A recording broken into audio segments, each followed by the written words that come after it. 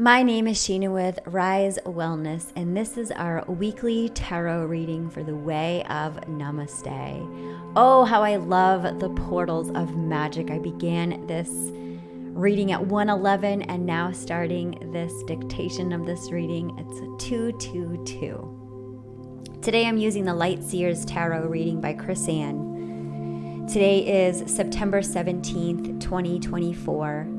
Right now we are in Gene Key 6 collectively, which is the shadow of conflict, the gift of diplomacy, and the city of peace. Today we also have the sun and moon in Pisces with a full moon lunar eclipse scheduled tonight in Pisces. So let's check in with our astral besties and see what it is that we need to know now.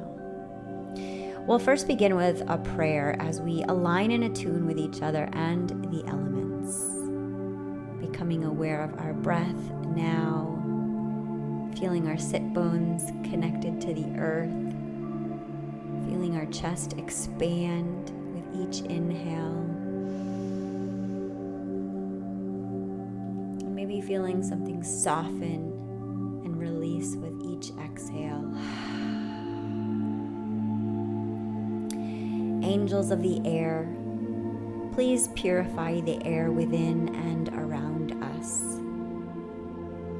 Angels of fire, please warm our hearts with the spirit of the divine. Angels of water, please release the fluids from our emotional realm so that we may release all the stored emotions that no longer serve our highest timelines. Angels of earth, please ground us into this beautiful Gaia Sophia in a way that's the most delicious, the most nutritious, the most nourishing and satisfying, so that we may be the longing here now. Angel of ether, please gather the quintessence. Coming into another deep inhale. Holding for a moment of gratitude as maybe a smile washes over your face, and then releasing, maybe letting out a sigh. Amen, aho, and so it is. We begin with the heart of the matter. It's the Two of Swords, crossroads. You know that feeling of not knowing? It's time to make a choice, and it may seem like you're between a rock and a hard place. If you can't decide which way to go, it's because you can't see the bigger picture yet. The Two of Swords is whispering that you must move in one direction. Close your eyes and listen to your internal guidance system for your map. If your intuition has fallen unusually silent, it's asking you to trust yourself and your ability to discern and decide. Even in blindness, you already know the best way forward. When you act, the future will reveal itself, and it will help to move you towards your dream. Have faith that the universe is serving you the exact right experience for you now. At the crossroads of duality, your analysis and overthinking will just get you buried in the quicksand of a million possible endings. So find the peace of mind by trusting your judgment. This is the gift of diplomacy. Affirmation this week may be, when blinded by the unknown, I can trust myself to move toward the light. Our obstacle this week is the Three of Swords. Heartbroken, she falls to her knees and screams to the universe for a second chance. Separation can come in so many forms, from the loss of a relationship or identity to the disintegration of a belief, a purpose, or goals. Separation from what we thought we had can mark painful moments in our lives. If you find yourself amidst wavering reality and losing something that feels near and dear to your heart, know that this too shall pass. This severing, although painful, is a necessary part of the process. Despite all proof to the contrary, your brightly lit future will arrive because of this experience. Tie yourself to your light and prepare to spend some time nurturing your tender spirit. These shadowy times are always opportunities to become stronger and more resilient. So give yourself the time you need to heal, and know that you will love, you will thrive, and you will find inspiration again soon. Let's repeat to ourselves this mantra. My heart remains tender and open.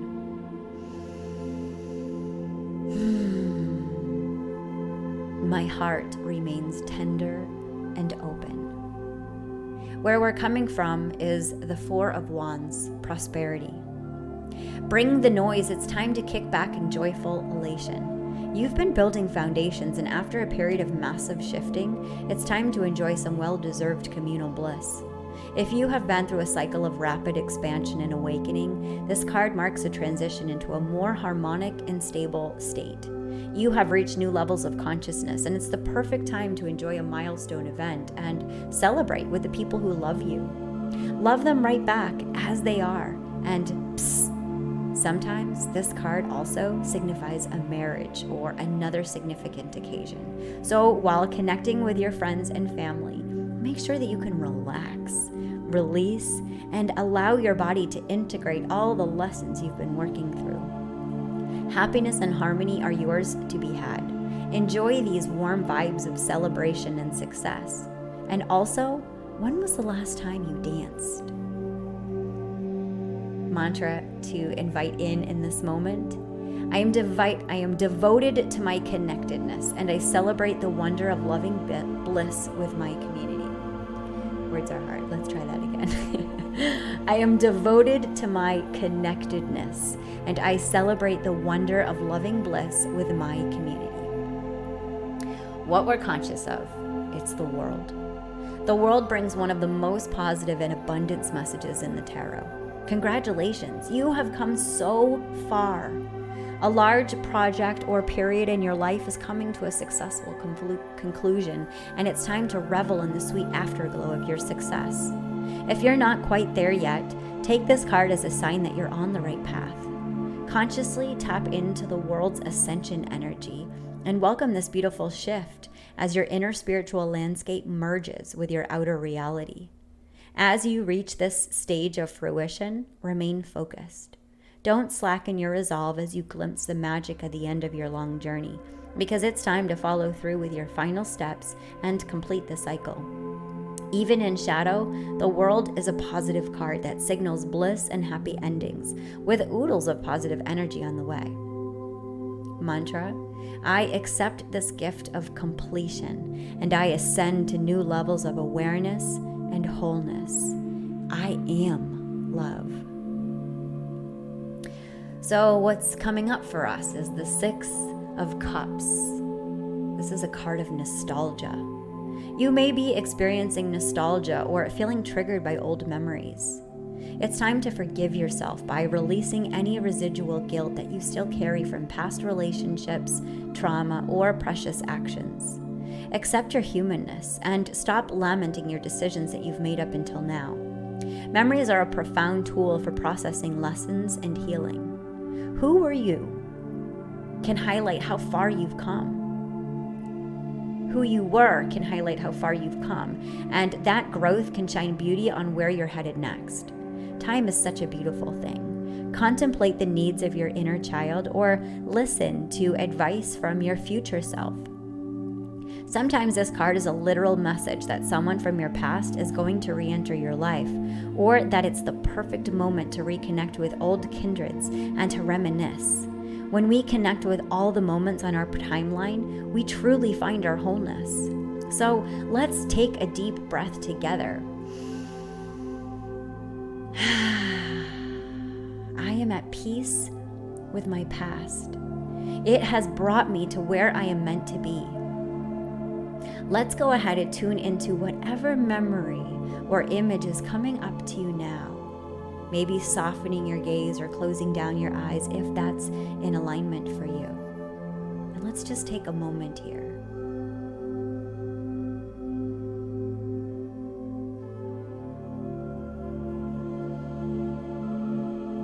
Whatever memory or whatever image Can you send love to whatever it is that's come up?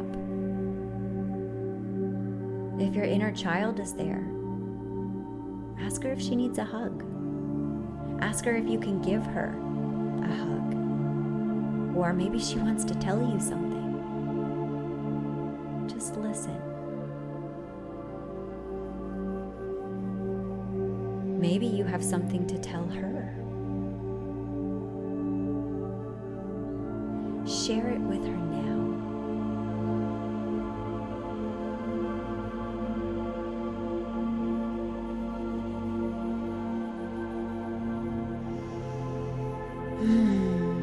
I love you. Let's take in another breath, remembering that every memory is only a pause away.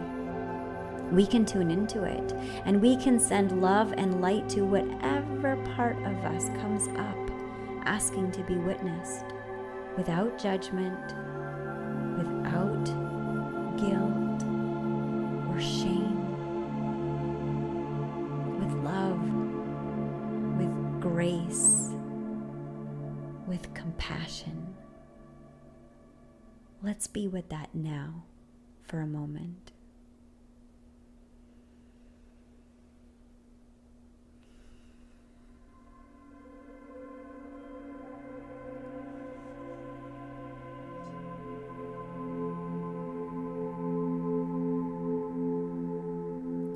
What's coming up in our unconscious is the Knight of Pentacles, diligence. He's toiling and tilling his lands and enjoying every minute of it. More practical than the other knights, he improves things for himself and for those he loves with his steadfast and consistent momentum. Devoted to solidifying foundations, he assures you that extra care today will multiply your harvest tomorrow. It's time to show fierce loyalty, pride, and trustworthiness, and to tend to your home while uncovering your unwavering ambitions for the future. Sometimes this energy is so stable that it feels repetitive. So if you're feeling resistance or you're kind of feeling like you prefer to stay in bed, find the joy in your progress. The journey is the thing. Uncover heart-stirring enthusiasm by allowing yourself to believe in something brighter. This is a card of infinite expansion, and with time and faith, your seeds will take. So follow through on your plans and promises and move any stagnant energy that's blocking you from your dreams. This mantra allows in the invitation. Seed by seed, I plant my future with the rock-steady foundations of faith. Let's say that again. Seed by seed, I plant my future with the rock-steady foundations of faith. What we are conscious of now is the Querent, the King of Cups, diplomacy. He softens his gaze and he reaches for a singing bowl. When something unexpected comes into the King of Cups awareness, something that may shake another person's composure and send them into a state of stress or anger, he regulates his emotional state with his mature, practiced, meditative energy. Finding the sweet spot between the empathic heart and intelligent mind is the key to this successful leadership style. Allow your emotional intelligence to guide you as you seek to marry logic, kindness, and love. If you are in a situation that asks you to navigate tumultuous energies, find your grounded serenity by calmly choosing care and diplomacy over force. In shadow, this king can suggest that you may be feeling withdrawn, moody, or temperamental, or you may be losing touch with how others are feeling at this time. Stay clear of situations that feel emotionally manipulative. Instead, seek to understand others through empathy, tolerance, and compassion, and emotional fulfillment will be yours. My heart holds deep wisdom and love, and I use it to connect and lead. Truth is not universal. It's actually quite personal. I believe this is why many families experience dysfunction, because each family member lived in a completely different experience, with different parents than their siblings, different aunts, different uncles, different grandparents. Different because we all experienced them differently. We may have picked up a creepy vibe from a family member and changed our ways of interacting with them. Maybe even allowing that to affect the way we interact with the entire world. As children, we all have a unique set of needs, a love language that may have been different from our sisters or brothers or our cousins or our grandchildren. It's a trauma when we do not receive the love we believe we deserve, and we can feel unloved when we did not receive love according to our unique love language. This reading is an invitation that when someone shares their vulnerable stories with you, believe them. Even if they don't feel true for your experience, that doesn't mean it's not true for them. In my experience, my parents were workaholics, and as a result, my love language is quality time. So when I feel like I can spend my time and energy with people, I feel special, I feel seen, I feel loved. And when my parents were young and they simply didn't have the time to spend with me, they made sure that at Christmas they showed me their love through gifts. But gifts weren't my love language.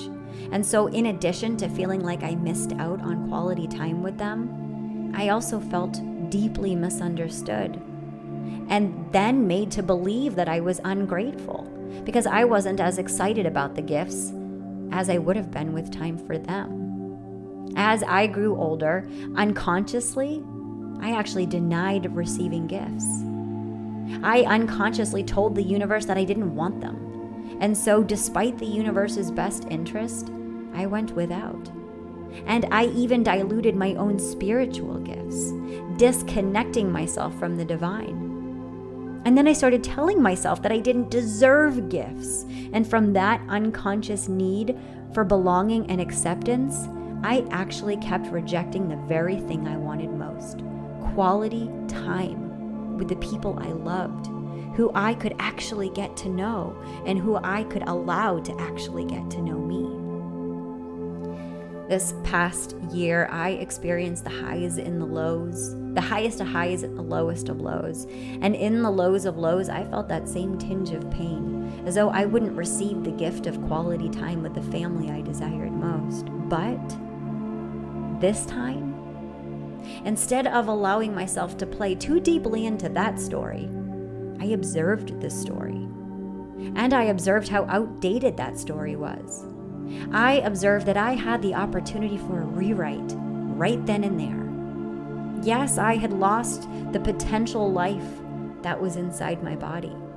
After I had grown so excited at the possibility of it, I suffocated the life inside me because almost immediately I gave her a gender and I played with the names. I went full steam ahead into the possibility of a life when all I had was the glimmer of a potential. And so when I felt the separation, that I had lost that glimmer, I felt like I had been denied. I felt like I wasn't worth receiving the gift of a lifetime.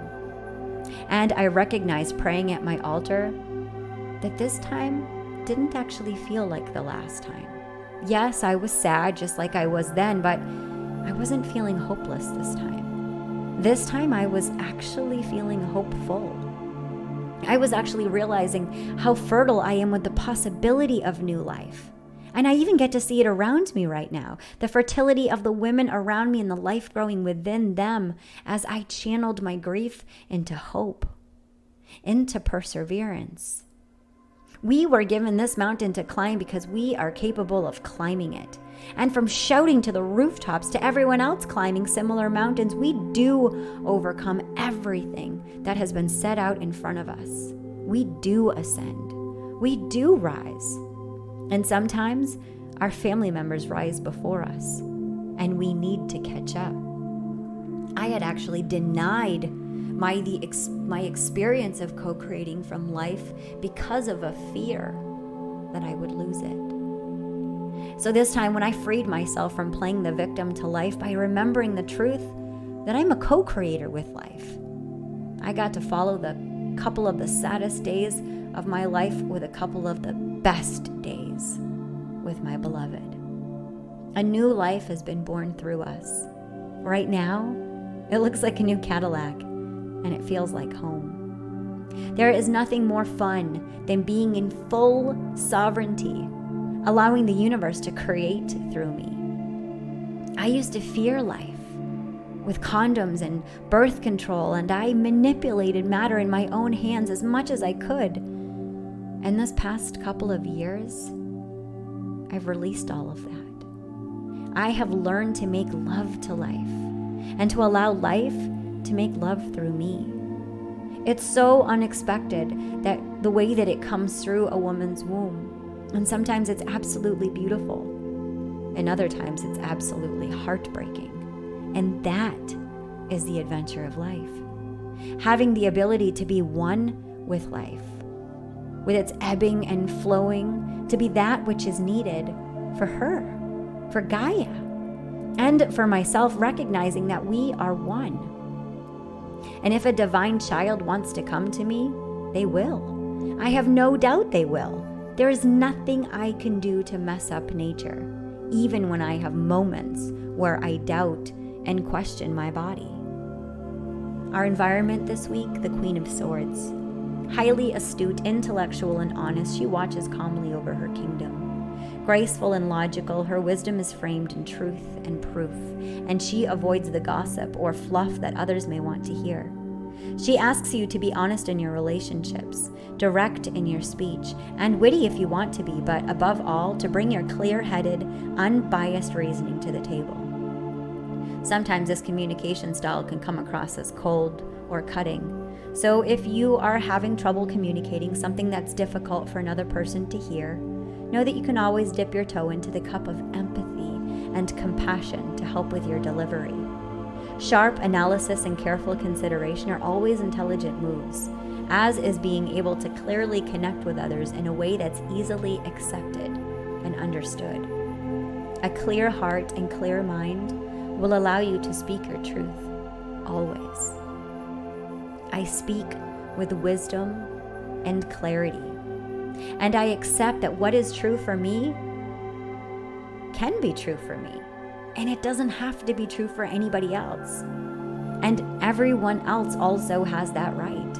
What is true for somebody else may not be true for me, but I will not deny them their truth. Instead, I will accept that truth is not universal. What I don't understand, I can love with compassion and empathy. I can ask questions out of love so that I can better understand. And when even then I still don't understand, I can trust that everything is happening now for the highest and greatest good for all beings, because that is how benevolent this universe really is. Our hopes and fears is the Ace of Cups. An extremely positive message of vibrant beginnings, the Ace of Cups marks the genesis of relationships, emotional connections, and deep feelings of love and friendship. Your emotions are powerful magic. Cultivate your ability to call on expansive, optimistic, and profoundly radiant feelings, and consciously send your heart waves out into the world. They'll become powerful beacons for awakening, new adventures, romance, and the effusive joy that you are calling into your life. Your capacity for love is expanding, so check in and make sure you aren't repressing your ability to connect with others as a result of being overly protective. Mindfully extend the love you feel to your own heart as well. Forgive yourself for past mistakes and find a fountainhead for healing. With copious amounts of self-acceptance, get ready to expand. Exciting affinities are emerging, and it's time to open up and give yourself permission to deepen your kinship with the life around you. Mantra: my heart is open and filled with love. Outcome this week is the Page of Swords. Curious and intelligent, this page has a thirst for knowledge that seems unquenchable. She's an incredibly quick-witted communicator, and she is often compelled to share her many ideas or messages with others. At times, she's so talkative that it comes as too much for others to process, and her intense energy can come across as unsettled or sometimes even nervous. She suggests using an air of inventiveness in your current pursuit. Your goals will be met by walking a path of honest discovery, especially where others are concerned. Keep the light bulbs of curiosity turned on and cultivate a beginner's mindset as you strive to learn new things. Avoid falling into gossip or even arrogance with your communication. In shadow, this page can be all talk and no action. Remember that everyone who crosses your path has something specific to teach you, and that mirrors are all around you. Remain open to unexpected lessons. Share truthfully and delight in every interaction. I learn and I expand my consciousness, and I open up to new opportunities for my life. So right now, as we have this Pisces eclipse this evening, this may invite us into a place of reflection. Because this is also happening near the North Node, this invites us to look at where Pisces occurs in our birth chart, which house, as this will be the area of your life that is going through a shift right now. I know in my life this occupies my 8th house, which is about death, it's about mental health, and it's about other people's resources. So right now I may be feeling a little bit more heightened around this experience of loss throughout my body. But I can also feel the excitement and the enthusiasm as when I didn't form too big of a story around this potential loss, I was gifted something bigger than I didn't even know that I wanted, which came in the form of a brand new car with a brand new lease on life, a place of freedom, of sovereignty, that I get to travel to places that I wouldn't have otherwise been able to do. This has also been what this experience has been without a car, traveling using my altar, realizing that when we alter our space, we are altered, and we are altering space. So every time when we connect with the elements, we are actually connecting with our environment, being informed by the data that comes through each of the elements. So right now with the sun and the moon in Pisces, we have a purging, a releasing through our emotional realm. And this may be tying us back to people linked with our childhood. Maybe this brings us back to the ways that we were cared for or not cared for in our childhood, and the ways that we learned to adapt around the relationships that we formed with our caregivers. If there was a person around us in our childhood that did not feel safe to us, how did we alter our relationship with others? How did we walk through this life feeling as though we were not safe? In my experience, I had a memory as a young person that I was going to have a miscarriage. And it fell so deep into my unconscious that I tried to avoid being a mother by being so diligent in the workforce, by being so competitive that I wanted to climb the ladder to receive all the metrics of success, because I knew that there was this fear ingrained in my body that what if I couldn't do what some people think a woman came here to do, to create life. And so I tried to avoid creating life, and I created everything else that I could possibly create until I was met with my own demise. Until I had created everything else that I wanted to create, and the only thing left to create was a baby. And so I put all my eggs in that basket that I would create life through me. And then the fear was manifested. The potential for life in that moment couldn't come through me, and I had to feel everything that I feared that I would feel, everything that I distracted myself from feeling, the emptiness and hollowness, the potential of not being able to create through me. And as I actually went fully, deeply immersed into that experience, I became one with the divine, to recognize that this was the divine creating through me. And she wasn't just creating in this physical realm, she was creating in the astral realm too. So now this fear that I once had was now actually a portal. This portal going into a new dimension where there is so much life, there is so much wisdom, there is so much connection, And there is no separateness.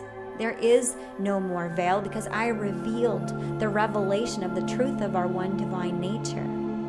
That right now, some of us as guardians of this earth, as stewards of the new earth, are setting our intentions into the earth through our blood, through our sweat, and through our tears. And that is becoming the fertile, rich soil for new earth to be growing abundantly fertile, mysterious, in her own timing and in her own ways.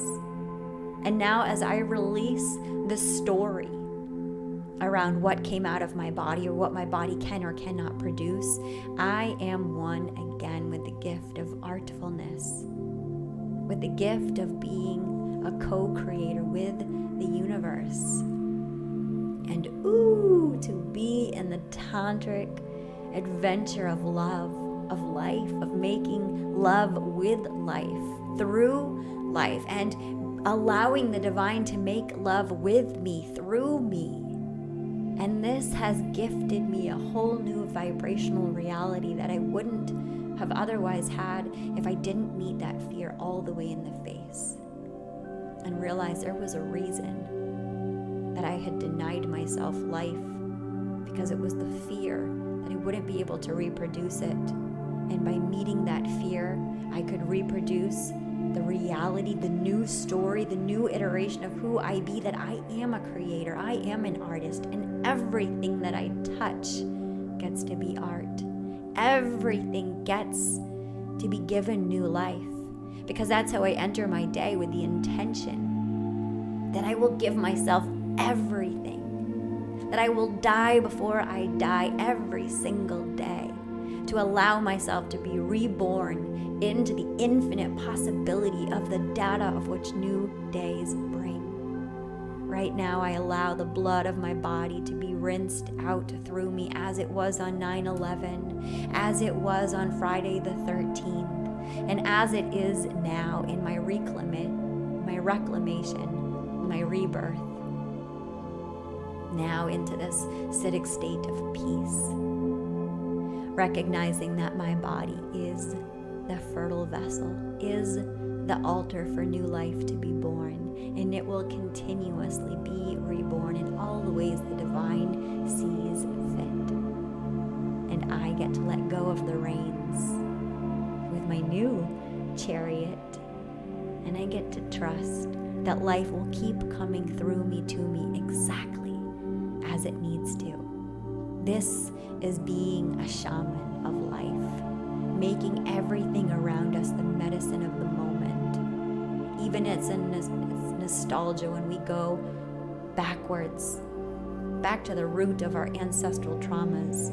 We go there as the fertile, rich soil, as the observer now, getting to compost anything that no longer serves into something that's more vibrant, into something more sustainable, coming back into right relationship with the caretaker within me, the mother within me, the mother who gives life through me, the mother who has reparented me through my commitment, my diligence to showing up to my heart, to my fears, to my uncertainties, to my incapacities, recognizing that there are going to be times that I can't do it all by myself.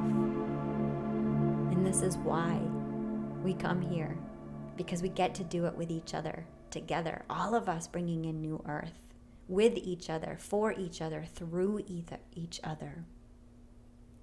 This week may have had some lows, but it also had some profound highs. And I can't be any more grateful than I am in this moment that I get to be here now. As I tattooed it to my body on the solstice, be here now. I get to have this experience in love with the beloved, constantly feeling the fertility of life through me as all these beautiful little babies reveal themselves.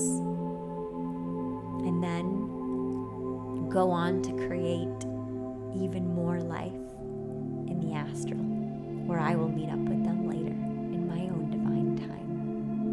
Sending you so much love and light this week. May you find the diplomacy so that you can have the still waters where the peace is always there, always waiting for you to return to it, even when we feel the conflict and the storms around us. We get to weather these storms. Our heart will never close down. We may have a dark night of the ego, but we will never have a dark night of the soul, because our soul is pure love, pure light. And on this pure adventure of experiencing the polarity over